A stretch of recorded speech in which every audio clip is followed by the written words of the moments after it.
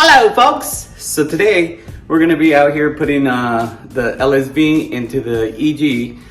So I'm only going to show you the procedure of me putting it in. All the other stuff is just a little bit of boring. But we're going to put this the block and transmission on a creeper, and then because of the low profile deal there, so then that way we don't have to lift up the car as much to get the engine underneath, and then we're going to use the hoist to pick it up completely back up.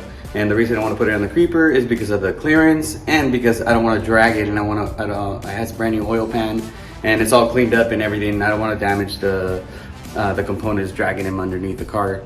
So that's the best thing to do. So it just follows on this procedure, and then we'll keep you posted on the rest.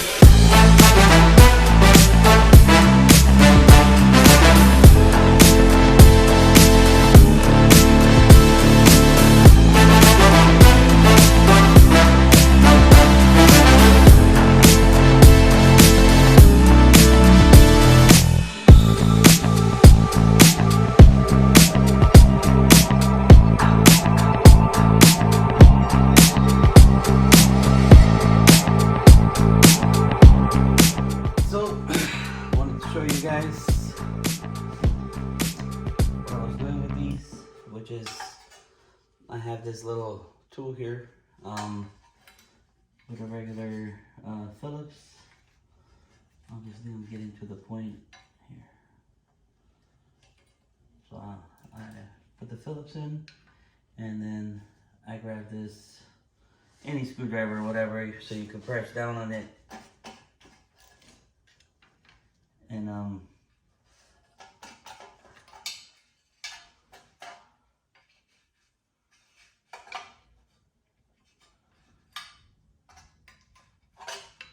just to give it some tension.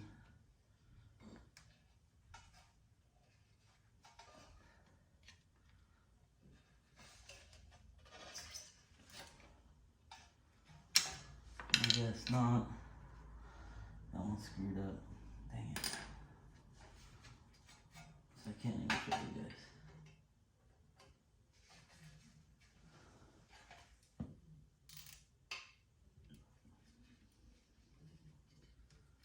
Alright, so all screwed up.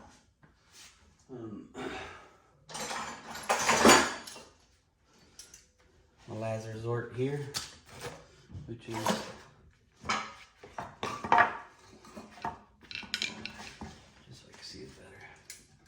not a big deal, I'll replace it, whatever. But what I was going to show you is you can use that Phillips to get these Phillips heads out. This is for the shield. See, there we go. Or you could just do this if you don't have that type of little tool. The main thing is I like to take these shields off just because when you put them on the press, you're gonna bend them regardless, because you have to press on this in order to push the other piece out. So what I'm doing here, I'm taking out these screws. These ones were easy to, I was able to take these out with these, like so, which is like a little ratchet. It's a little ratchet with a little Phillips tip on it, and or you can get those out just like, with pressure pliers. But the point is, I'm trying to take this off. I'm gonna show you guys. The last one actually was kind of screwed up, so I mean it's pretty bent. The point is I just don't want to bend it more. So we'll stick these on the side here, and then I'm gonna cut this, and then you'll be able to. All I do is just trim those there, trim it there, and I'm able to slide it out without damaging it. And the reason I want to take it out is just so I don't ruin it on the way out. Let me get my hair.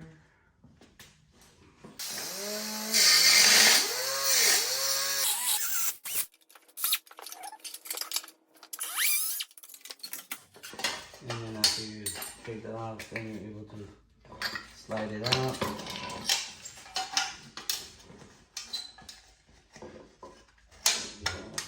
Easier, but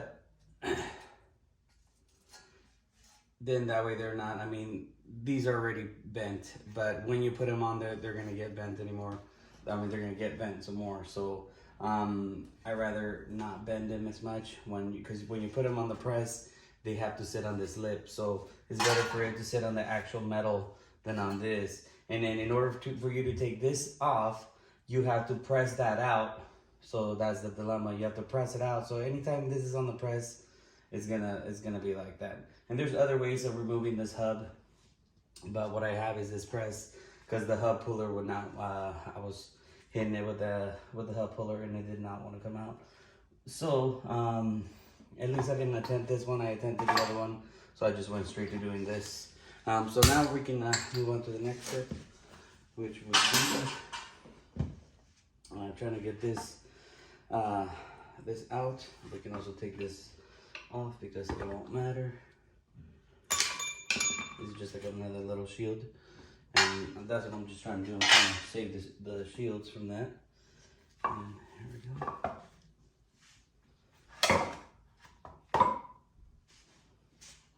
So now we can set it on the press and try to get that off.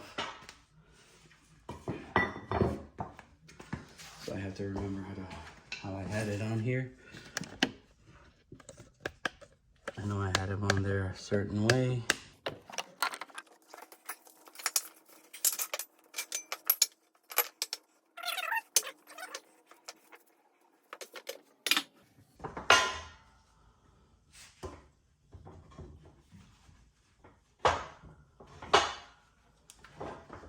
And this is what I was telling you about the little shield there. It would just be in the way, and you'd be bending it all up. So this is the best way I could do it based on the tools that I got. Cool. And then I use this just because it fits right in the pocket of the press. And I don't know if I have to move it again or not, but you know, we'll see. I could probably use a smaller socket. Well, we'll see if it has pins. If not, then I'll just put another socket on it.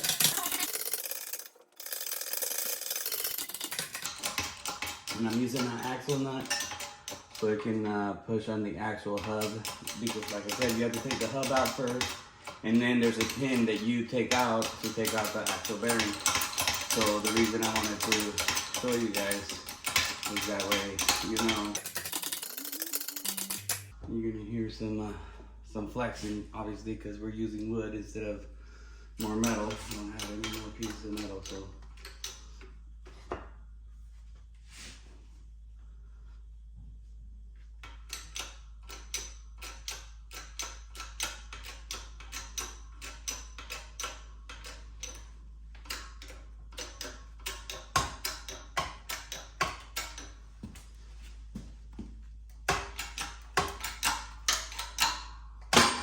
There we go.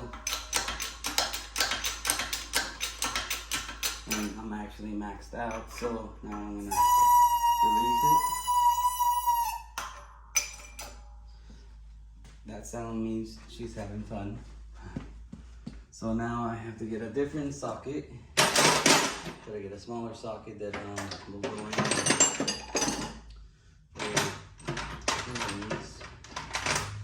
Alright, I think this one will work. It just has to be a certain size. So I think with this, you know what? I even think with this is like the right size. Yeah, I don't even need the actual nut anymore. And then this is just to give me more leverage on the press. Also, I can move it up a different channel, but then when I was trying to do the bearings, I have to move it back down to this channel. So, and like I was saying, you want to keep a lot of the stuff. There you go. You want to keep a lot of the bearings that you pop out just because. There you go. Perfect. And there goes my socket. So I just wanted to show you how it is. Cool. And that's the reason that you have to press the hub out, because there's this clip here that you have to undo in order to press out the rest of the bearing. So this is, so you always want to start collecting if you get a press like this or whatnot. I should have got a bigger press, because technically if this space here was big enough to fit the actual hub, then I wouldn't have to do that. There's other bigger presses that this just falls right in the center, so then you just use this actual steel, and then the two steel is a lot easier pretty much. So I just had to build it up with some wood, which is still not a big deal. Okay, so now we can move the actual bearing out. So I'm gonna put this back on here. I don't remember how I did it.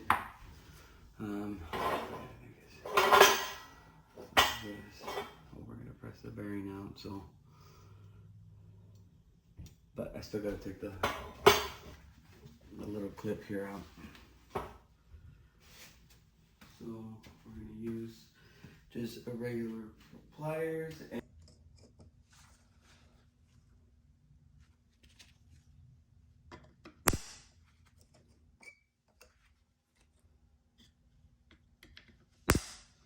No.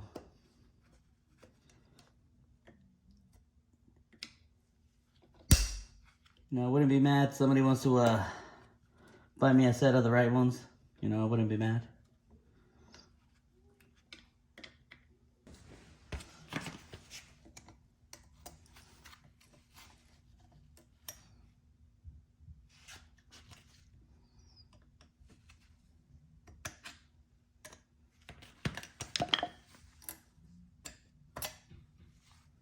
So this is the right tool to use.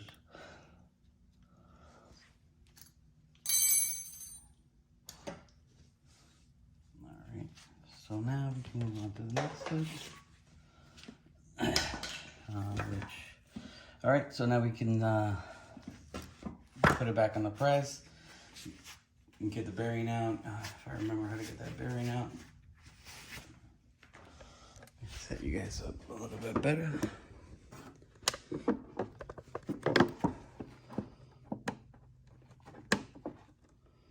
All right, so let's set it up there. So now we're gonna press the bearing out. Now that we press the hub out, now we're gonna press the bearing out.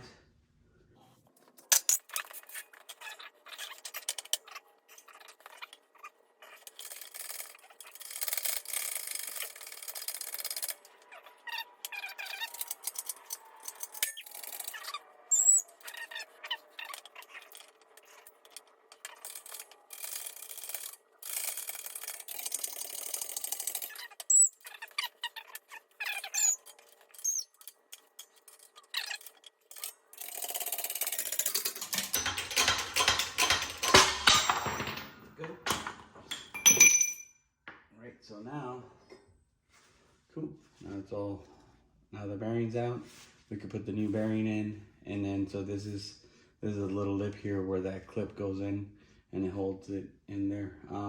But prior to that, since we don't have nothing on, I'm gonna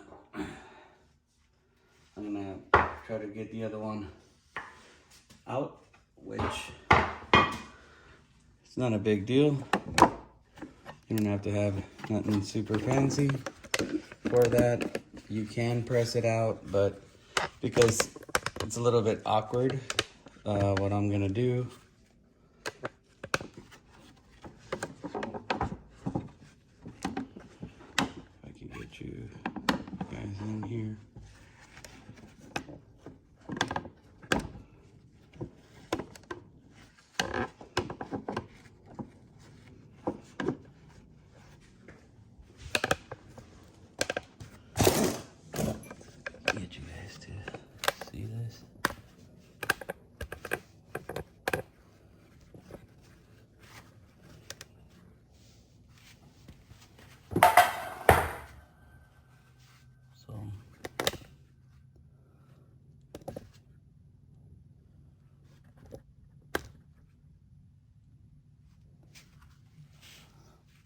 can actually just make sure you have some wood on the bottom. There you go. Knock my camera over, but there you go. So now I just pounded the other one out, and we'll show you how the other one is. Well, all right, folks. Well, this mount right here seems to be good. I put the new studs in it, and got it all hooked up. Right now, I have it just with one bolt on this side because the post mount is different. So, but we're gonna order another post mount, but we're gonna try to do the 3. Even though he had gotten this one, but they're not as good as those mounts, and I think he got the matching set because he had ordered the automatic ones in the beginning, which obviously is a different, you know, we're going to automatic to manual. So there was 3 mounts. So this is the actual right mount for the body to the transmission. So, but now we are having a little bit of issues with these, which is not a big deal because you could change, you know, this one just needs a T-bracket and then this one just needs the post mount. But I told them to get the one that's 3 because it's a little bit easier to get down at the auto wrecking, because not a lot of people are going to have this swap laying around. So we just need to hunt a T-bracket and the post mount.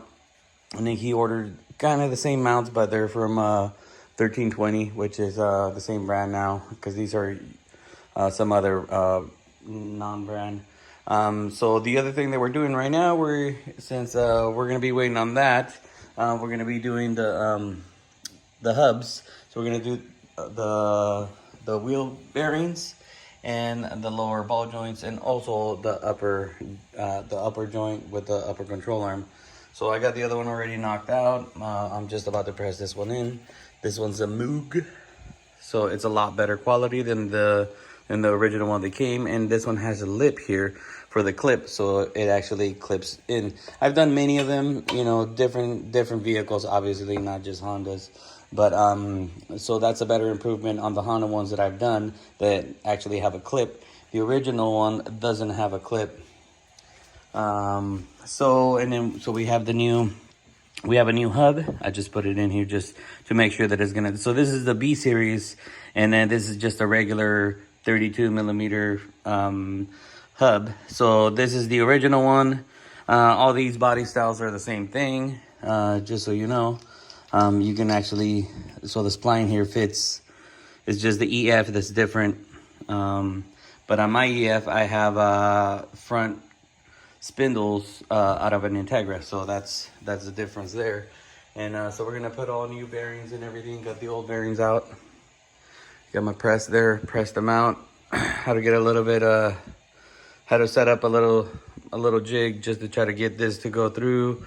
There's just not enough clearance, but we got it out. Obviously, most of the time these get stuck. It's just like a given. So it's always good to just get a new hub. That way you're not fighting that. But yes, you can take that off. You can heat it and pull it out. It's not a big deal.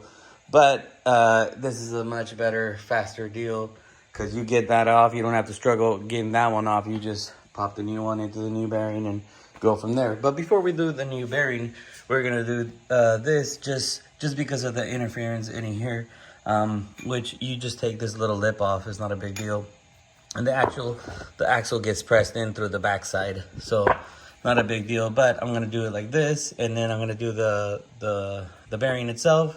Also, I also trimmed this prior to me taking it off, and I'm gonna smooth this out a little bit better. So this is the plate that goes on the front, even though it's already kind of damaged, but I didn't want to damage it more. Trying to do the actually it goes like that. It goes like so. I didn't want to damage it more than, you know, I mean, usually all these are damaged, but I'm going to clean it up, give it a nice little spray. But I trimmed this little lip here just to take it off without having to remove the hub. When you would do this, you would actually get new ones and whatnot. But just in order for me to save them, even though, like I said, they're already kind of bent, but I didn't want them to get bent even more. I mean, it's not really thick material, it's just really flimsy. The point is, I was trying to save it a little bit better, so all I did was trim that, so I was able to just slide it out without taking that. And then I'm gonna clean him up. It's just like a little tiny piece of metal that goes there, so it's not a big deal. And then you still have the screws here, so it should be good.